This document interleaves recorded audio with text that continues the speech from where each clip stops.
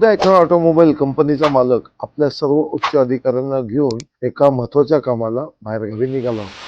काही वेळानंतर ड्रायव्हरच्या लक्षात आलं की मागील चाक पंक्चर झालेले आहे. म्हणून त्यांनी गाडी बाजूला लावली आणि सगळ्यांना सांगितलं की चाक पंक्चर झालेलं आहे. तर मालक आणि अख्खे उच्च अधिकारी खाली उतरल्यावरती सगळ्या अधिकाऱ्यांना खूप आनंद झाला, कारण सकाळी उठल्यानंतर त्यांना ब्रेक हवा होता, ब्रेक काय मिळत नव्हता आणि मालकाच्या पुढे त्यांना काय बोलता येत नव्हते. तुम्हाला सांगतो की सगळे अधिकारी इकडे तिकडे गेले, म्हणजे कोणी चहा प्यायला गेलं तर कोणी नाश्ता करायला गेले आणि अर्ध्या तासाने हे सगळे अधिकारी त्या ठिकाणी जमले. पण तिकडे त्यांना काय मालक दिसेना. त्यांनी इकडं तिकडं शोधाशोध चालू केली, पण मालक काय त्यांना सापडेना. शेवटी 10 मिनिटांनी जिकडे गाडी पंक्चर झाली हे सगळे अधिकारी तिकडे गेले, तर त्यांना तिकडे मालक दिसले. तर त्यांचे जे मालक होते त्यांनी, तुम्हाला सांगतो की शर्टाची पूर्ण घडी त्या कोपऱ्यापर्यंत दुमडून घेतलेली होती आणि त्यांच्या हातामध्ये एक स्पॅनर होता आणि एका हातात स्टेपनी होती. म्हणजे तुम्हाला सांगतो त्यांच्या चेहऱ्यावरती जे मंद स्मित घेऊन ड्रायव्हरला स्टेपनीचे चाक हातात घेऊन मदत करताना दिसले. आणि तिथेच पहिला धडा सर्व उच्च अधिकाऱ्यांना मिळाला.